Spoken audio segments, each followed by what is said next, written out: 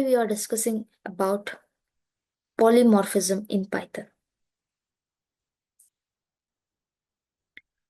Okay, so this is also one of the important concept in object-oriented program.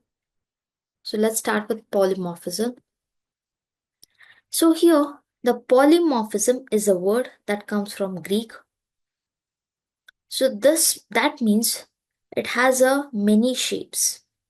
In simple terms, it allows the same method to behave differently based on the object calling it.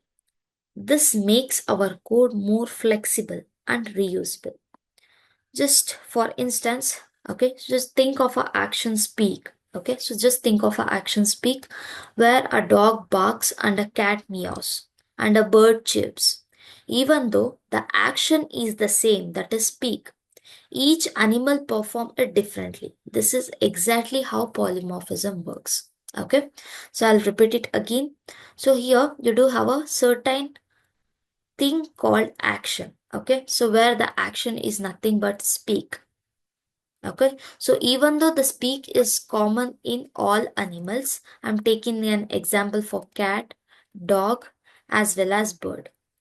So how the cat speaks by using meow as a word, whereas dog speaks by using bark, and the bird chirps, right? So this is how they speak. So even though the action is same, that is speak, but it has a different it performs differently.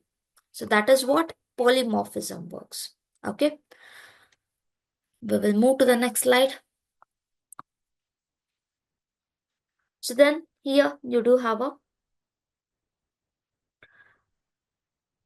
types of polymorphism. So the first type is compile time polymorphism.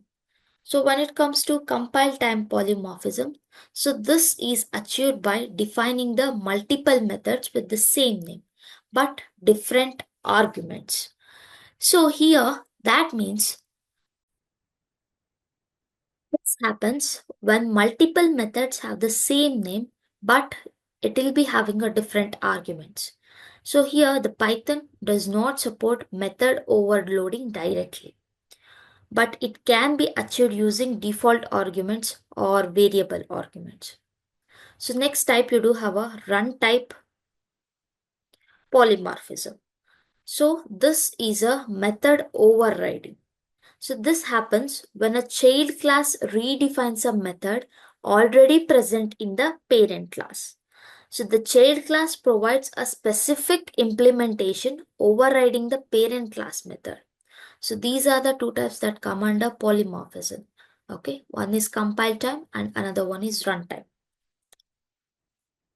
Even though we call the same speak method, the output changes based on the object type. That is what runtime polymorphism is. Okay. So then you do have a benefits of polymorphism. So the first benefit is code reusability. So here we don't need to write separate methods for similar behaviors. And also this polymorphism simplifies the code. A single method can perform multiple tasks based on the object. So then the third benefit is improves flexibility. We can handle objects of different classes in a common way. For example, a function animal sound can take any object of a type animal and call it speak method without worrying about the exact type of the object. Okay.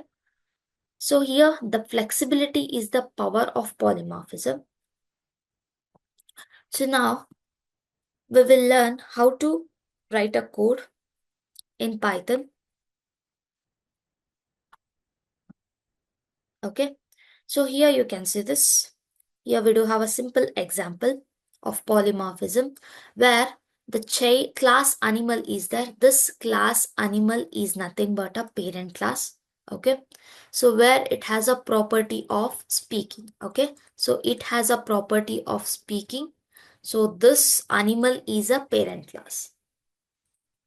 Okay. And it returns, if you call for speak means it returns some sound. Okay, it returns some sound. So here I do have a two child classes. The one child class is dog and the second child class is cat.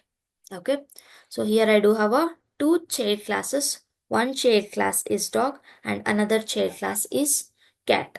So this child classes override the speak method to provide their own implementation. Okay, so here once we give the properties for child class dog and child class cat. So for child class dog, I'm giving a property that is to bark. For child class 2, I'm giving a property that is meow. Okay, so here you can take a look. So then I'll be creating the objects of a dog and cat. So for dog, I'm creating the object. For cat is also I'm creating the object. So here, once I create the objects, when we will call speak on a dog object, it returns bark. Cause this parent class, this dog animal will inherit the property of parent class. So here we don't have any specific sound. So in the dog itself, we do have a sound that is bark. So it will print it in the output that is bark. And also it applies for the cat. So if I call for the cat object, then it returns as a meow in the output. So I'll just run this code. You can take a look. I'm asking it to print the dog speak. It has printed bark. I asked it to print cat speak. It has printed meow. So this is how you write the code in Python about polymorphism. So this will be the end of topic. So thank you.